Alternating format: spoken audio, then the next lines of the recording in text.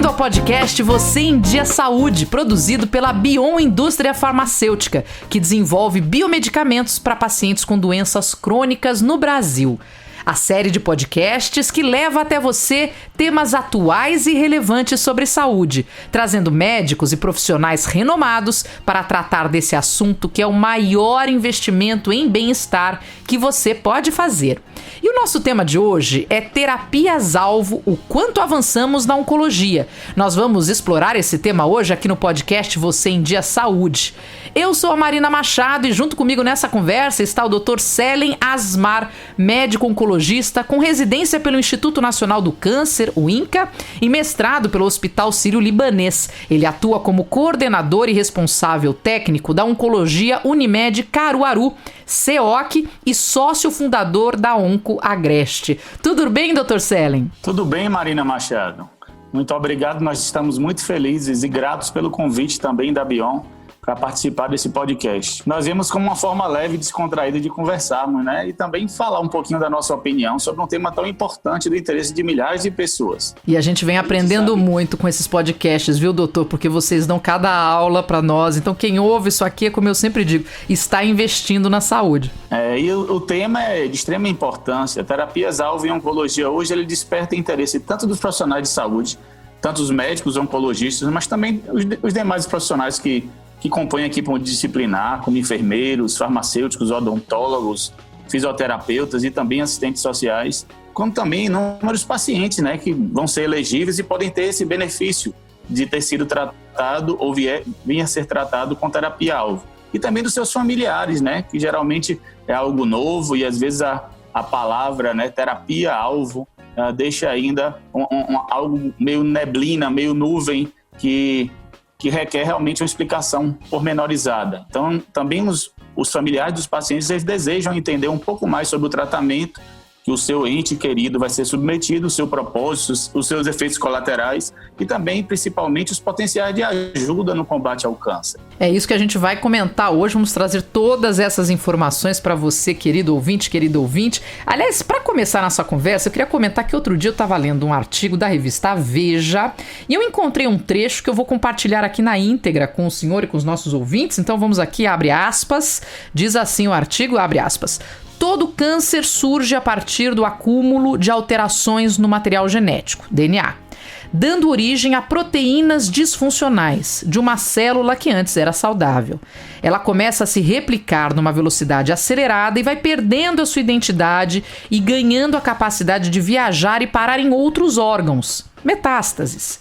E neste momento passa a abalar para valer a saúde, fecha aspas. Bom, eu acho esse parágrafo muito didático, esclarecedor, então só para a gente começar a entender, né, como é que funciona o câncer. Dito isso, vamos ao tema de hoje. A terapia-alvo é descrita, né, doutor, como um míssil teleguiado contra o câncer. Enquanto os tratamentos mais comuns acabam afetando o corpo todo, porque não são terapias que só atacam as células doentes, mas elas também afetam as células saudáveis, as terapias-alvo, como o nome diz, né, vão direto ao ponto e reduzem os efeitos colaterais. Eu quero começar de fato a nossa conversa explicando como é que essas terapias funcionam, até fazendo esse comparativo, né, doutor, do porquê que as outras terapias, como as quimioterapias, a radioterapia, como é que elas afetam de outra forma e como é que a terapia-alvo pode ser esse míssil teleguiado. Bem, a terapia-alvo, pelo próprio conceito, né, ela vai funcionar como uma modalidade de tratamento mais precisa, como você disse, um míssil. Que busca atingir uma célula maligna através de um mecanismo celular ou também mecanismo molecular que deu origem à patologia, ou seja, a essa divisão celular errônea e que causou, com a replicação celular, a formação de um tumor. Por isso ela é conhecida como terapia molecular ou terapia-alvo molecular. Então é uma terapia que tem o objetivo acertar, destruir esses alvos ou inativá-los. E esses alvos podem ser proteínas, podem ser alterações gênicas e outros materiais que, no caso, vão ser muito importantes para o funcionamento dessas células cancerígenas. Então, se você inativa, se você bloqueia elas ou se você destrói ela, você está ajudando no potencial, na inibição da replicação das células malignas propriamente ditas, já que elas vão ser portadoras dessa alteração. E aí ela evita, realmente é bem mais precisa ela evita esbarrar, como acontece nas quimioterapias convencionais, em células que não são malignas. E com isso a gente diminui o potencial de efeitos colaterais. As quimioterapias convencionais, cada grupo, cada parte dela age de uma forma diferente, mas, via de regra, elas atingem as células malignas, que realmente são portadoras dessas alterações, e também ela esbarra nas células benignas. Então, ela também potencializa a morte de muitas células benignas, aumentando o seu potencial de efeitos colaterais. A terapia-alvo, por ser mais precisa, ela realmente diminui o potencial de efeitos colaterais. E é interessante que essas terapias-alvos, elas podem ser utilizadas por mais de uma forma. Ela pode ser utilizada por via oral, então muitas delas são em comprimidos, que realmente melhoram o acesso ao paciente, o potencial de aceitabilidade de uma terapia, por poder também utilizar no conforto da sua casa. Mas também existe a forma injetável, no caso, a maior parte delas intravenosa, que é dado geralmente diluído num soro, uma diluição de acordo com cada fármaco. Então tem mais de uma forma de ser utilizada. E é interessante que existem desses diferentes tipos de terapias-alvos, mas que vão ser, essa escolha é feita de acordo com o perfil do tumor e também com características do paciente. Mas independente do perfil do tumor e das características do paciente, o objetivo vai ser sempre o mesmo: combater o tumor, impedindo o seu avanço. Doutor, hoje em dia, nós temos terapias-alvo disponíveis para tratar tumores vários. Então, até para quem está nos ouvindo, fique atento porque já existe terapia-alvo para tumor de pulmão, de rim, de mama, tireoide, ovário, pele, fígado, cólon, reto, além de melanoma, sarcoma, leucemias e linfomas. Nem sei mais do que tanto está faltando, porque eu acho que já está cobrindo boa parte dos tipos. É um avanço impressionante, não é não, doutor? Mas eu queria entender por que a terapia-alvo, apesar de poder ser utilizada para tantos tipos de tumores, não é necessariamente a primeira opção de tratamento e nem essas terapias nem são para todos os pacientes. Por quê? Realmente, Marina, já existem diversos tipos de terapia-alvo disponíveis para diversos tipos de câncer. Na realidade, a cada mês ou a cada novo evento científico aí que a gente acompanha, mesmo nessa época de pandemia e online, eles ampliam as indicações das terapias-alvos. Às vezes, uma mesma terapia que funcionava bem para um tumor, agora eles ampliam a indicação para mais de um tumor. Isso acontece na terapia-alvo, isso acontece também na imunoterapia atualmente. Mas para entender melhor, para que uma terapia-alvo ela funcione, as células doentes elas precisam apresentar esses marcadores moleculares que correspondem a cada terapia-alvo. Então tem que existir um alvo a ser atingido, a ser bloqueado, a ser inativado ou ser destruído pela medicação. Por isso que antes de propor um tratamento com essas terapias-alvos, o médico, no caso os oncologistas, eles precisam solicitar que os pacientes realizem esses exames moleculares. Então, através desse estudo molecular, que visa determinar o potencial de efetividade desse fragmento, através da análise de um fragmento tumoral retirado na biópsia, é a partir daí que se desenha o melhor fluxo e a melhor sequência de tratamentos. Se a gente vai utilizar essa terapia-alvo, qual a terapia-alvo mais indicada para aquele subtipo tumoral, com aquelas características alvo-moleculares específicas, para com isso potencializar, otimizar os resultados. E tem alguns casos que a gente pode utilizar, sim, terapia-alvo em primeira linha. Na realidade, tem se ampliado. Geralmente, quando se faz estudo de novas drogas, a gente começa esses estudos ampliando e incluindo pacientes geralmente em estágios avançados, geralmente em estágios 4, então doenças já metastáticas, visto que em algum momento se finda as possibilidades de tratamento. Então, as novas drogas, geralmente, elas começam a ser introduzidas em trabalhos que testam em pacientes mais avançados. Então, geralmente, pacientes que já falharam a primeira, a segunda, a terceira linha. É assim que, geralmente, as novas drogas são introduzidas. E, com o passar do tempo, de acordo com o benefício nesse perfil de paciente já avançado, depois das falhas de algumas linhas, se vai tentando trazer para a segunda linha, depois para a primeira linha.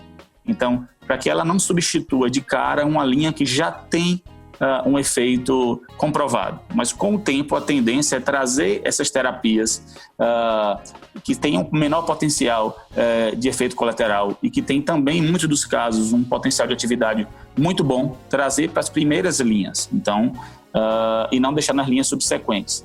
Interessante que essas terapias-alvos elas podem ser utilizadas isoladamente, mas também em associação com outros fármacos, outras terapias já conhecidas, entre elas a própria quimioterapia ou radioterapia, por exemplo.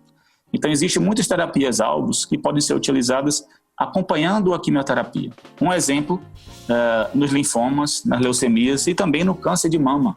Então, uma das terapias-alvo que a gente conhece bastante, o trastuzumab, o paciente um paciente com câncer de mama, ele é submetido a um estudo imunohistoquímico que avalia a presença de um receptor chamado HER2. Quando esse receptor HER2 ele é positivo, no caso 3 cruzes, então o paciente passa a ser candidato a um bloqueio desse receptor, por isso terapia-alvo. O alvo dessa medicação, no caso o trastuzumab, é bloquear o receptor HER2. E aí a gente consegue trazer isso para a primeira linha, a gente consegue trazer esse bloqueio para a primeira linha de tratamento, entre outros. Então existe uma tendência de começar em linhas subsequentes e depois trazer para as primeiras linhas. Bom, doutor, eu queria até pegar esse ponto que o senhor comentou do exame, né, para esse mapeamento molecular, que depois vai permitir essa prescrição da terapia-alvo. Como é que é esse exame? Ele é feito a partir da biópsia? Sim.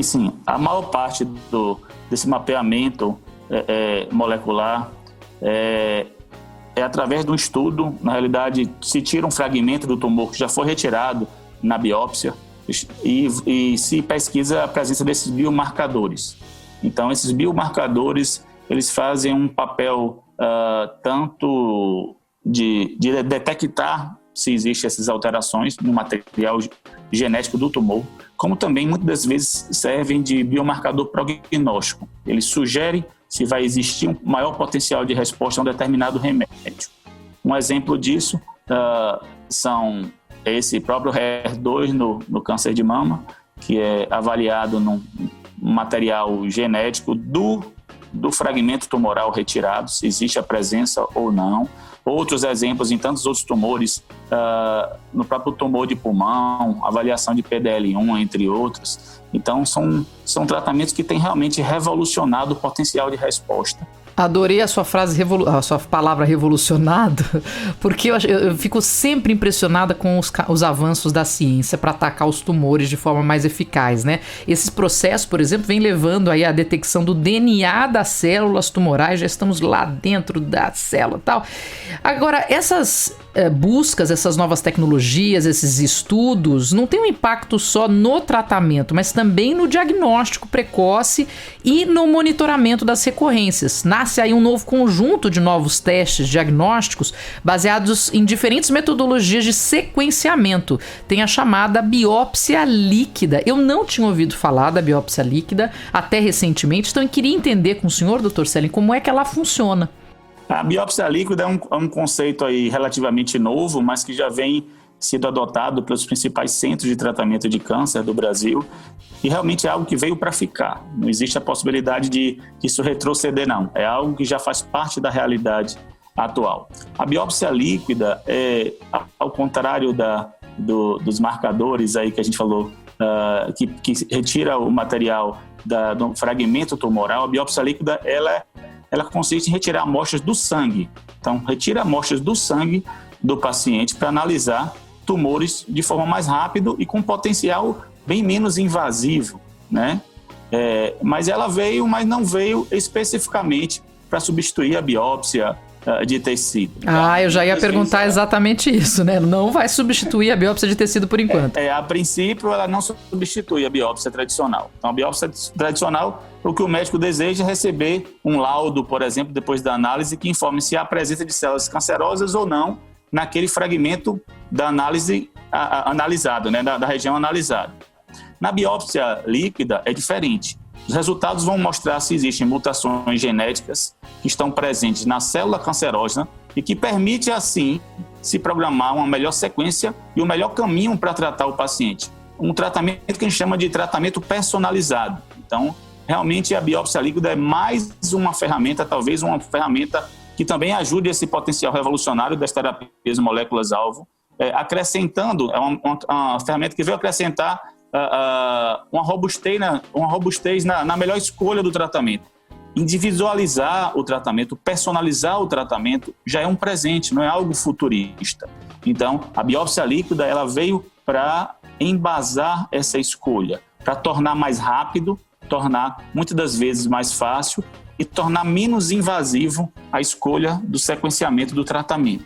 Extremamente importante. E isso já está disponível, doutor, assim, com facilidade? Sim, já está disponível. Ainda existem centros que demoram um pouco para ter acesso, né, em relação a respostas. Avaliação e interpretação é extremamente importante, que os colegas médicos estejam familiarizados, mas isso aí realmente é com o tempo. E tem se discutido muito no meio científico quando pedir, em quais casos pedir, qual o benefício que teria, visto que tudo isso existe um custo, né? Então, a gente tem que sempre avaliar um custo e efetividade da solicitação desses novos recursos tecnológicos, né? Vamos dizer assim. Com acesso atualmente até facilitado, até para algumas indústrias. Nós temos hoje análise de sequenciamento genético, como, por exemplo, um Foundation One, que analisa, por exemplo, alguns casos específicos, como o caso de câncer de pulmão, e tem tornado existe até um consórcio de farmacêuticas que tem viabilizado o acesso ao câncer de pulmão em relação ao Foundation One. Então, mesmo um paciente do Sistema Único de Saúde, em que se requer uma análise mais precisa para a escolha e sequenciamento ideal do tratamento, hoje nós temos acesso. Em relação ao câncer de mama, a análise imunobiológica, a análise de HER, nós temos acesso também. Então, bem facilitado. Então, desde os grandes centros de saúde até os centros interiorizados, eles podem ter acesso a esse sequenciamento, a essa tecnologia disponível aos pacientes. Bom, doutor Seller, muito obrigada pelas informações, aprendi bastante nessa nossa conversa, obrigada pelo seu tempo e ficar de olho agora nos avanços, nessas novas tecnologias, esperando não ter que usá-las, doutor, confesso, mas é bom ter essa informação caso seja necessário. Realmente é importante para todos, como nós falamos, tanto para o paciente, para os curiosos, né? Mas todos nós somos potenciais em algum momento paciente ou parente de algum paciente. É importante saber que até que essa tecnologia já chegou, que o acesso à terapia-alvo realmente é um direito, e se não é um direito para todos, tem que ser algo a ser batalhado para que isso se torne cada vez mais popularizado, horizontalizado. O melhor tratamento, o melhor acolhimento do paciente com câncer e tornar esses tratamentos cada vez mais popularizados é um dever de todos. É um papel social também de nós médicos e cuidadores, acolhedores da área da saúde. Muito obrigada, Dr. Seller. Tá bom, um abraço, obrigado a vocês. Estamos sempre aí disponíveis para novos bate-papos, eventos científicos, podcasts que venham promover esse disseminar de informações. Um grande abraço, só agradecer a Bion, agradeço Marina Machado, um prazer. E agora eu convido para esse nosso bate-papo o Ricardo Machado, que é farmacêutico, especialista em oncologia, especialista em administração hospitalar, gerente corporativo de supply chain, contratos e logística do Grupo CAN. Ricardo, muito obrigada pela sua presença. Obrigado a você, Marina. Obrigado pelo convite. Bom, eu queria trazer para você agora um relatório, né, do Cancer Therapy, que foi divulgado agora no início de dezembro. E segundo esse relatório, o mercado global de terapia contra o câncer foi avaliado em 136 milhões de dólares. 136.254,35. Isso em 2018. E estima-se que vai ser avaliado o mercado em 220 milhões de dólares no ano de 2024. Então a gente passa aí em 2018 de 136 para em 2024 220 milhões de dólares. Eu até acho engraçado porque parece um valor pequeno, mas se a gente transformar de dólar para real, hoje passa mais quase de 1 bilhão de um bilhão de reais. O relatório também traz as principais tendências de mercado e uma delas é de que o segmento de terapia-alvo é o que deve ter o maior crescimento e o mais rápido crescimento nesses próximos 4 anos, com uma alta anual de 9,68%. Só que o duro é ver que o Brasil ainda figura entre os países com menor aplicação dessa medicina personalizada, se a gente fizer uma comparação com países de primeiro mundo. Queria saber de você o que falta, na sua opinião, para termos um aumento expressivo no uso de terapias-alvo. Bem, Marina, quando a gente fala desse aumento expressivo, dessa personalização do tratamento oncológico, como a nova tendência da oncologia, a gente fala principalmente da questão do acesso, né? E quando a gente fala de acesso, a gente tem tanto o mercado privado quanto o mercado público de saúde. No caso do mercado privado, a gente tem as dificuldades que muitas dessas terapias-alvo, elas vêm com valor agregado, muitas vezes em dólar, e que aumentaram demais o custo da oncologia. Quando a gente pega de 2000 para cá, e você pega determinados tipos de segmentos de tratamento, os custos subiram exponencialmente. E os custos para aquisição desses medicamentos, no âmbito privado, no caso financiados, pagos pelas operadoras de saúde, esse custo aumentou significativamente, né? Então foi criada inclusive a estrutura do hall, no qual são discutidos todos os medicamentos nas quais a ANS obriga as operadoras a incorporarem esses medicamentos, no caso da terapia-alvo. Então falta ainda uma compatibilização em relação ao âmbito farmacoeconômico do custo dessas drogas que são trazidas para o Brasil com a acessibilidade para que o mercado privado possa entender que muitas vezes essa terapia-alvo ela vai trazer uma melhor sobrevida para o paciente, uma menor hospitalização desse paciente, e no custo global desse paciente ele acaba saindo mais barato. Mas hoje as operadoras de saúde elas enxergam muito o custo imediato, né, o custo do tratamento em si. E com esse custo ele vem cada vez mais se tornando elevado, e cada vez o ticket médio desse paciente dentro da operadora começa a crescer, eles acabam não fazendo essa avaliação. Tem vários instrumentos hoje que são utilizados, principalmente a economia da saúde, a farmacoeconomia, que são dispositivos e instrumentos que podem ser utilizados numa avaliação mais minuciosa, tanto por parte das operadoras, quanto por parte dos prestadores de saúde dentro dessa cadeia de valor, para que o mercado brasileiro especificamente possa entender que essas drogas, elas podem parecer no primeiro momento um custo elevado, mas não estão sendo contabilizados com certeza os custos de hospitalização, cirurgias. Os pacientes às vezes têm que se submeter várias vezes a procedimentos cirúrgicos, procedimentos invasivos em UTI, muitas vezes pegam infecções, e o custo desse paciente para a operadora fica muito alto. Quando a gente vai no âmbito público e a gente vê o subfinanciamento da oncologia, é ainda mais complicado o desenho das terapias-alvo, porque a gente tem também a questão do subfinanciamento e a dificuldade de incorporação dessas drogas. Houve um avanço muito grande nos últimos 10, 12 anos com a incorporação de muitos desses medicamentos, dessas terapias-alvos que antes eram adquiridas pelos seus estados, como muitas vezes através de ações judiciais, que os pacientes judicializavam, ora individualmente, ora através de ações civis públicas contra o Estado, para que suplementassem esse financiamento do SUS com drogas que não eram disponibilizadas pelo Sistema Único de Saúde. O Ministério da Saúde, entendendo essa avalanche de ações judiciais, muitas delas, a imensa maioria de terapias-alvo, ou seja, drogas mais especializadas, mais específicas no tratamento, não tão gerais como eram as antigas drogas obtidas através de rotas de síntese química, entendeu que era muito mais fácil ela mesma fazer um acordo com os laboratórios e centralizar essa compra, como hoje é feito pelo Ministério da Saúde. Só que hoje também essa discussão não é uma discussão fácil. Existe a clara subfinanciamento do Sistema Único de Saúde e essa questão dos pacientes que estão no Sistema Único de Saúde, do sistema público, terem acesso a essas terapias-alvo está ainda mais complicado do ponto de vista comparando com o mercado privado. É interessante, Ricardo, porque eu acabei de trazer alguns números para você e eu vou dizer que você é o meu entrevistado número 3.725.223.000 e bota mais uns números aí.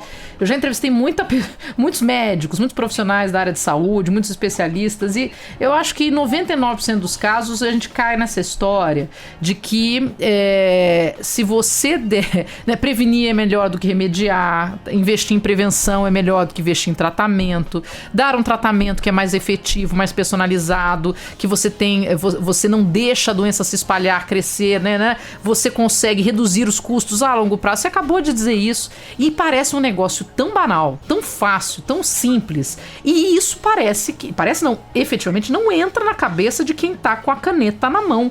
E eu não consigo entender, porque se para quem tem uma empresa o negócio é ter lucro, né? E as empresas e as operadoras de saúde estão ali para ter lucro, e justo, tá certíssimo, uma empresa tem que ter lucro, ok. Mas como é que ela não consegue visualizar isso, Ricardo? Você trabalha numa área, né, que está muito em contato com as partes de administração, porque qual que é o entrave, na sua opinião? Porque você acabou de dizer, né, não tem, olha, eles não, né, mas tá bom, mas qual que é o argumento por trás? Você fala assim, olha, meu querido, eu tô te mostrando aqui, se você investir nisso aqui a longo prazo, você paga menos. Não quero. Prefiro agora ter uma visão momentânea e direta do que vou pagar hoje, esse mês. Eu tô revoltada, Ricardo, desculpa.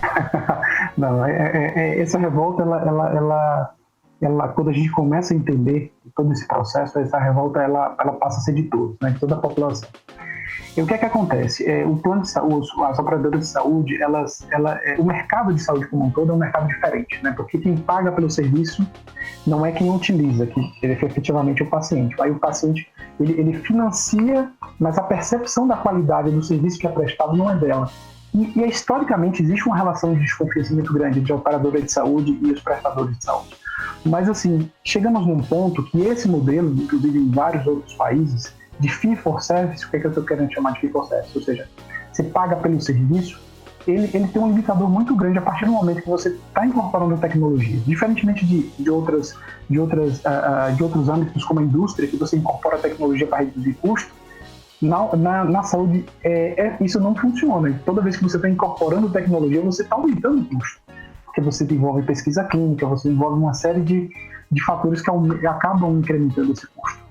Só que as operadoras de saúde, elas estão hoje, nesse momento, que hoje não, já há algum tempo, entendendo que esse modelo não vai chegar no limite, e já chegou no limite. A gente tem passado nos últimos anos várias operadoras de saúde quebrando, a ANS atuando e suspendendo de cada vez mais operadoras de saúde de operar, justamente por essa conta não fechar, tá?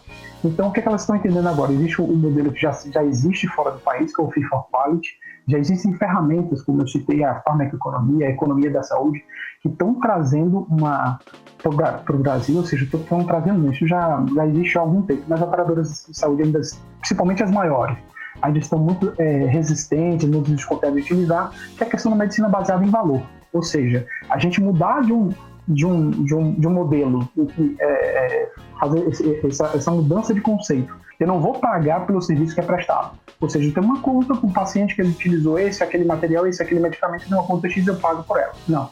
Eu vou pagar pela qualidade do serviço prestado, pelo desfecho clínico. E aí vem o fechamento. Por exemplo, eu não vou pagar para aquele hospital que tem um custo menor nesse momento, mas aquele hospital que me traz desde o começo da linha de cuidado do paciente até o final, o menor custo. Ou seja, eu tenho um desfecho clínico positivo com o menor custo geral. Olha, Ricardo, você está trazendo, já está acontecendo, aliás, eu fico tão feliz que você tocou nesse assunto, porque nós aqui no podcast Você em Dia Saúde, da Bion Indústria Farmacêutica, falamos de desfecho clínico, temos um podcast inteiro falando sobre esse assunto, que eu adorei aprender sobre desfecho clínico. Agora, deixa eu puxar você, Ricardo, para me explicar uma coisa curiosa, porque eu acho que muitas das pessoas entendem ainda o farmacêutico, você é farmacêutico, né? É aquele profissional que fica atrás do balcão, das drogarias e farmácias, né? Mas ele é muito mais do que isso, apesar do cara da farmácia ser sensacional, porque é ele que garante que eu não vou levar o remédio errado, com a dosagem errada, é para quem eu tiro dúvida se aquilo funciona, para aquilo que eu preciso, né? Mas o farmacêutico ele é muito mais do que isso, porque ele tem desempenhado um papel importante também na luta contra o câncer. Além de preparar os antineoplásicos, ele é responsável pelo controle de qualidade, a escolha de produtos. Você sabia isso, querido ouvinte? Ele faz a farmacovigilância, ele administra a farmácia hospitalar, avalia as prescrições e os protocolos e ainda tira dúvidas dos pacientes. Então, para fazer tudo isso com eficiência, o farmacêutico precisa estar constantemente atualizado e informado sobre o universo da oncologia e de qualquer outra área de atuação, mas como hoje o nosso tema é oncologia, eu queria falar sobre isso com o Ricardo, mas até porque esse universo da oncologia sempre está cheio de novidades, né, Ricardo? Então eu queria que você falasse um pouco do papel do farmacêutico e em especial na oncologia. Perfeito, Marina. Eu posso falar isso porque eu na verdade, eu acompanhei essa mudança. Eu tive a oportunidade de me formar, não vou falar aqui porque é indelicado, mas assim, não existia a obrigatoriedade do farmacêutico dentro do serviço mínimo de oncologia. Você podia montar uma clínica ou ter dentro de um hospital um serviço com basicamente um médico e uma enfermeira. E saiu uma normativa exigindo uma RDC, na verdade, uma resolução, de que um serviço de oncologia poderia ser formado minimamente com um médico oncologista, um farmacêutico, ainda não existia especialidade em oncologia, mas que tivesse experiência na área, e uma enfermeira, tá? Então o farmacêutico ele entrou para compor essa equipe meio que por essa resolução, justamente pelo foco na segurança do paciente.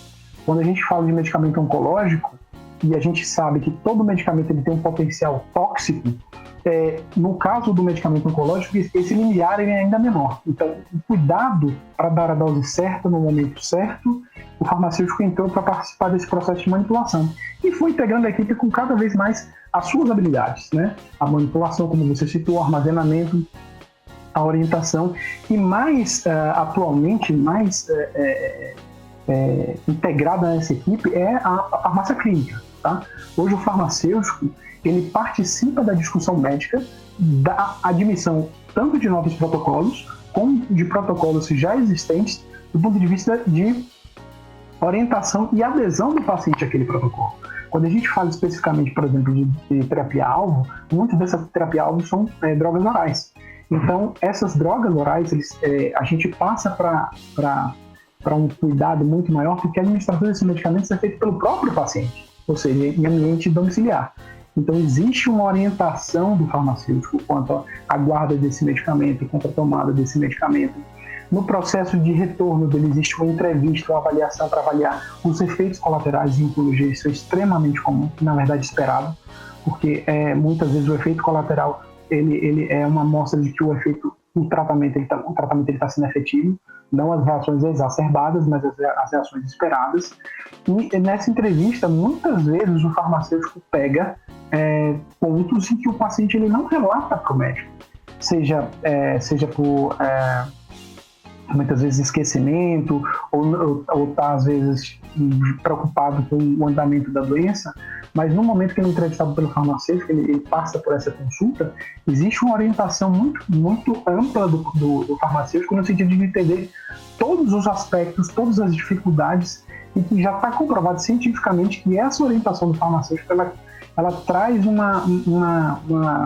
um retorno muito importante em relação ao desfecho clínico e adesão do paciente ao tratamento. Tanto que hoje, quando a gente fala de acreditação nos serviços de oncologia, um dos principais pilares de uma acreditação, seja ela internacional ou não, é justamente a farmácia clínica e a efetividade do acompanhamento desse farmacêutico, tanto do paciente quanto a discussão dessas informações, desse tratamento, junto com a equipe multidisciplinar, com a enfermagem, muitas vezes com o fisioterapeuta, com o nutricionista, para que o paciente ele tenha toda essa linha do cuidado, todo esse acompanhamento por toda a equipe. Ô Ricardo, mas tem farmacêutico clínico disponível, especializado em oncologia com tanta quantidade assim para atender um país como o Brasil? Não, hoje a gente tem um déficit ainda muito grande, né? Mas isso melhorou bastante. Eu acompanhei, inclusive, você tinha hospitais às vezes de 200 leitos com 2 farmacêuticos, né? Hoje você tem hospitais com mais de 20 farmacêuticos, né? 18 farmacêuticos. E essa é uma percepção que esse profissional ele agrega muito a adesão ao tratamento do paciente. E isso traz benefícios para o hospital, tanto do ponto de vista clínico, ou seja, eu estou trazendo um bom desfecho, meu paciente está fazendo pouca reação adversa, meu paciente está tendo uma qualidade de vida, e isso traz também um benefício financeiro para o hospital, porque a adesão do tratamento ao paciente faz com que o paciente esteja sempre lá tratando, sempre lá disponível, sempre procurando entender, procurando que o médico passe sempre para ele o melhor tratamento possível. E esse profissional farmacêutico, ele cresceu, ele tem crescido no ponto de vista do conhecimento. Existem várias pós-graduações, existem vários workshops, simpósios, e hoje existe inclusive um conselho, uma sociedade específica de farmacêuticos e oncologia, que não só faz simpósios bianuais, como também realiza testes de proficiência e entrega os títulos de especialista em oncologia. Inclusive, hoje, para a atuação do farmacêutico em oncologia, é exigida a especialidade, tá? Ou seja, o farmacêutico hoje ele precisa ter o título de especialista para poder atuar na área de oncologia. Nossa, Ricardo, eu aprendi demais com você, eu não sabia disso. Olha que fantástico. Eu sempre gostei muito da figura do farmacêutico, inclusive até por esse papel na farmácia, que em tantas farmácias, né, principalmente aquelas de bairro mais antigas, o farmacêutico era o médico. Eu entendo que não se pode prescrever, o farmacêutico por lei não pode prescrever, mas se sabe que no comum do dia a dia, quantos farmacêuticos ajudaram as famílias aí orientando melhor. Mas na prática, o farmacêutico é aquele que vai garantir que você vai levar a dosagem correta, que você não tá, a prescrição está correta. Às vezes os médicos cometem erros na prescrição e o farmacêutico vai lá e não permite a compra daquilo ali, o médico tem que refazer aquela receita para que a pessoa tenha a saúde dela garantida. Então tá ali junto com os bombeiros, com os policiais, com os professores. O farmacêutico, para mim, é uma figura fantástica. Então, parabéns pela sua profissão, obrigada por ter dado essas explicações pra gente e parabéns pelo seu trabalho também, Ricardo. Obrigado, Marina, agradeço mais uma vez a proposta de estar aqui com vocês, foi muito enriquecedor para mim também, e à disposição de vocês sempre. Poxa, obrigada, Ricardo, adorei. E olha, volto aqui a agradecer a presença do Dr. Selen Asmar, que participou da primeira parte dessa entrevista, e um obrigado especial a você, nosso ouvinte. Eu tenho certeza que nós saímos deste encontro com muito mais conhecimento, e como eu sempre digo, conhecimento é investimento em saúde. Este foi o podcast Você em Dia Saúde, produzido pela Bion Indústria Farmacêutica, que desenvolve biomedicamentos para pacientes com doenças crônicas no Brasil. E aqui nós tratamos do tema terapias-alvo, o quanto avançamos na oncologia. Eu sou a Marina Machado, te espero no próximo podcast. Não perca, porque vai ser muito bacana. Eu aguardo você. Ouça os episódios semanais de Você em Dia Saúde nos principais agregadores de podcast. Comente, avalie e compartilhe nas redes sociais. Bion, Vida à Ciência.